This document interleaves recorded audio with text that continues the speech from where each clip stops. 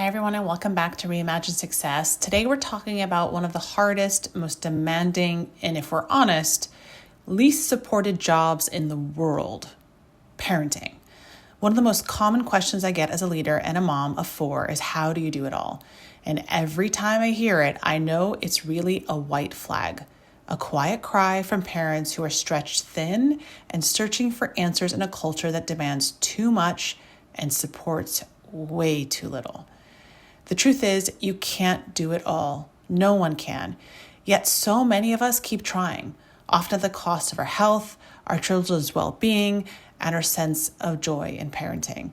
In this episode, I'll share my own story, the seasons of struggle I've lived through as a young mom and now as a mom of 4, and I'll unpack the alarming findings of the recent Parents Under Pressure report, which shows just how close to breaking so many families really are. We'll also talk about what makes parental burnout different from work burnout and why the Surgeon General called parenting a sacred act, and how my own faith tradition frames raising children as an act of worship, not just responsibility. We need to start asking the right questions. How can we as a society support the sacred responsibility of raising the next generation? All right, let's dive in. One of the most common questions I get about being both a leader and a mother is, how do you do it all? I've come to see this question as a kind of white flag, a quiet cry for help from parents who are drowning under the myth that somewhere, somehow, there's a magic formula to balance parenting, living life, and managing a career all at once. As if there's a secret potion for the pain, agony, and sheer exhaustion that comes with raising children in today's world. Let's be clear. Parenting is the hardest, most demanding, most compelling job in the world without exception. And more parents are crumbling under it. So much so that the U.S. Surgeon General established an advisory council to investigate and report on the stress and pressure that parents are facing. The report, titled Parents Under Pressure, lays out in absolutely alarming terms just how much parents are struggling. According to the report, 41% of parents say that most days they are so stressed they cannot function, and 48% say their stress is entirely overwhelming. Compare that to other adults, just 20% and 26% report the same. And you see the reality. Parenting isn't just harder, it's breaking people down at nearly double the rate of everyone else. Parents are buckling under the pressure, the demand, and the unrealistic ideas of modern-day parenting. All the while, the headlines continue to report declining birth rates around the world. Is anyone surprised? When parenting has become so difficult to the point that 41% of parents report an inability to function, why would anyone sign up to do this? Many are looking at parenting and opting out. Too difficult, too expensive, too taxing, too lonely, too much sacrifice.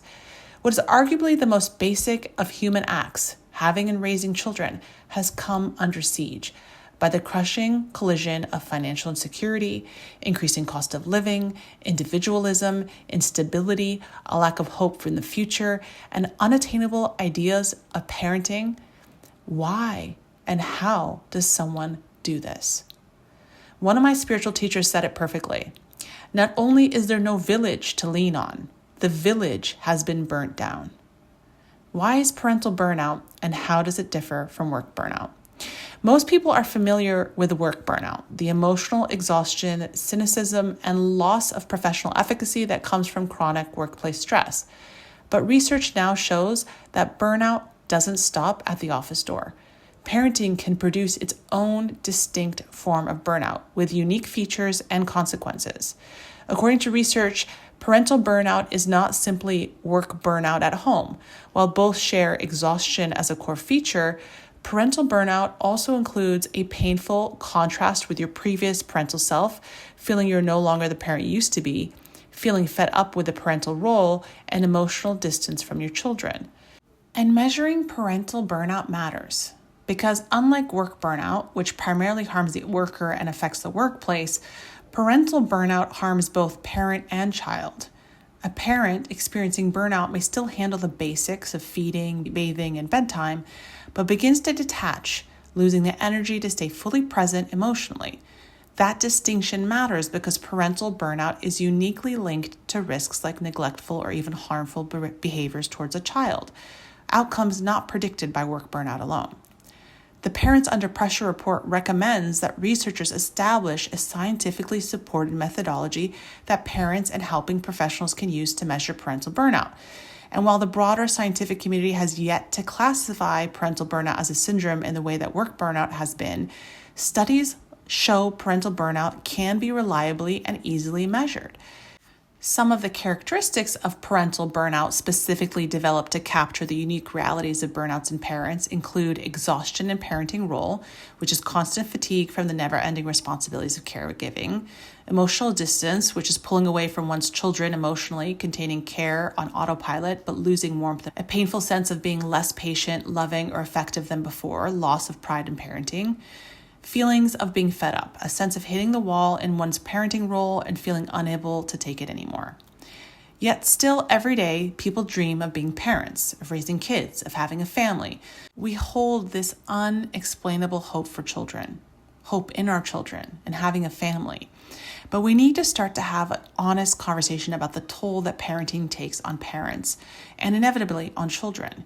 We need to examine and support parents across every domain of life critically. And while I'm not going to go through all the details of what should and could be done to help parents climb out from under the rubble of modern-day parenting, let me at least settle the how do you do it all question once and for all. You don't. You don't do it all. No one does. I've only ever experienced and seen a single path to parenting. It is a spectrum of struggle. You oscillate on that spectrum of struggle through the seasons of parenting. And how severe that struggle is usually comes down to one's financial means to erect the support system that doesn't naturally exist. And throughout my life, I've been on all aspects of that spectrum. I have 4 kids. I had 2 in my early 20s and 2 in my late 30s. And in both seasons, parenting was hard, just for different reasons. In my 20s, I didn't have the financial means I have now. So I literally worked 20-hour days just to make life work. My husband and I worked opposite shifts, and when we weren't working, we were caring for the kids. If I wasn't working, I was with the kids. If I had a scheduling conflict, I relied on neighborhood babysitters for the odd hour or 2 until I got home. I had no family support, no community, nothing. And there was even a period when I was a single mom, and the juggling act became Olympic level hard. In my 20s, I didn't have the resources I do now to outsource my life. I just struggled. I was working like crazy, stretching myself to impossible lengths to care for my children while managing a home, a job, and a family. It was exhausting, unsustainable, and it pushed me into places I never want to go back to. As my career grew, I could finally afford to outsource, and I did. Fast forward to today, and I now fall into a very different category. I can afford to outsource as much of my life as possible to keep the machinery of my family working smoothly. A cleaner comes regularly. A nanny is in my home 5 days a week and sometimes on the weekends. I hire someone to handle school pickup and drop off. Groceries and basically every other need in life arrives at my door. And even so, my sleep is regularly interrupted. Weekends are a circus. My house is usually a disaster despite the cleaner and the infrastructure to keep all of this going. And it costs me nearly $80,000 a year. I also have something many other people don't. I have a completely and utterly engaged husband who consciously does a remarkable amount of the physical, mental, and emotional labor of the home. Even with all that, which I feel blessed and deeply grateful to have, it's still utterly exhausting. And the reality is that most families and most parents never reach a financial level where they can buy the support required to make it all work. This is why so many are struggling. And as if the logistics, the financial burden, and the sheer demand of it all weren't enough, there is loneliness, there is guilt, there is fear, our children's safety, there's a mental health strain, and then there is comparison culture, the constant whispers that somehow you're never doing enough. So if you are a parent and feeling the physical and mental fatigue of it all, you aren't imagining things. In fact, the U.S. Surgeon General report identified that the strain and stress of parenting, the constant mental labor of it all, is literally reducing the working memory and mental resources of parents. If you're forgetting things more often, struggling to think clearly, no, it's not that you need to try harder. You're likely experiencing parental burnout. So why do this parenting thing at all? Why even try when it feels like the entire infrastructure of existing is stacked against parenting? Well, I'll tell you why I do it. I believe parenting is a sacred act. I have to admit, I was a little surprised when in the opening statement of the U.S. Surgeon General's report on how parents are struggling, he described raising children as a sacred act. And I echo that sentiment deeply. In my faith tradition, raising children is more than a responsibility. It is a form of worship. In Islam, children are not considered possessions, they are a trust from God, placed in our care for a period of time. Parents have a responsibility towards their children, and children have a responsibility towards the parents. The role of the mother is honored so highly that there's a saying that heaven lies at the feet of the mother. Every act of care, pregnancy, labor, sleepless nights, cooking, teaching is considered an act of devotion. And when we are gone, what remains of us is not our titles or our wealth, but the knowledge we passed on, the institutions of good we built, and the children who remember us in their prayers. This belief that parenting is sacred, not just sacrificial, is what gives the work of raising children a higher purpose. It stretches beyond this life, an act of conviction, love, worship, and faith. And honestly, if I didn't have this as part of my belief system, I know I would struggle far more with the act of parenting. It is this higher calling that keeps me centered and grounded through it all, and I know that there are so many different reasons for why people have or don't have kids. But I believe that just like our work in other parts of our lives, when we can tie whatever you are doing to a higher purpose, it carries you through the hard times and allows you to relish in the good times more deeply. So let's stop asking parents, especially mothers, how do you do it all? And let's start asking tougher, more profound questions, not just in work settings, but in our places of worship, in our halls of government, in our schools, and in our think tanks. Parenting needs to be treated as central to society and more urgently and essential than AI or climate change or any other global challenge. Because here's the shocking reality. 41% of parents say they can't function through a typical day, and somehow this isn't being screamed from the rooftops. Parenting must be treated with the gravity of the hardest job in the world and supported like one. We need to build the systems that truly support parents. We need to rise from the ashes of the burned villages and create new ones that provide remedies for the loneliness and isolation that so many parents face. Workplaces, governments, and communities have to stop pretending this is an individual problem. Affordable childcare, flexible work, and community infrastructure are not luxuries, they are necessities. We need to stop denying how hard parenting really is. We need to remove the shame, lift the guilt, and start having honest conversations, because the truth is no one can do it all, not without breaking. The better question is, how can we as a society reimagine what it means to raise children without burning parents to the ground? Because workplaces will never be our families, and our families need urgent protection. In that spirit, I'm excited to announce an upcoming Substack Live with Dr. Samia Mushtaq, author, psychiatrist, mom of two, and writer of The Middle Path. So please follow her and join us on September 30th at 12 p.m. for a live discussion about the realities of parental burnout and how we can collectively do better to support one another as parents, families, and across our communities. And finally, I want to leave you with something I treasure deeply and have returned to over and over again as a parent.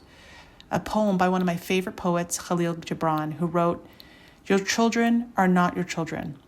They are the sons and daughters of life's longing for itself. They come through you, but not from you. And though they are with you, yet they belong not to you. You may give them your love, but not your thoughts, for they have their own thoughts. You are the bows from which your children, as living arrows, are sent forth." For me, this is the ultimate reframe. Our children are not ours to control or perfect. They are a trust, a sacred responsibility. Our role is not to do it all, but to release them into the world with love, values, and resilience, knowing they were never truly ours to begin with. A sacred responsibility we must now strengthen together. Until next time, take care of yourselves and those around you, folks.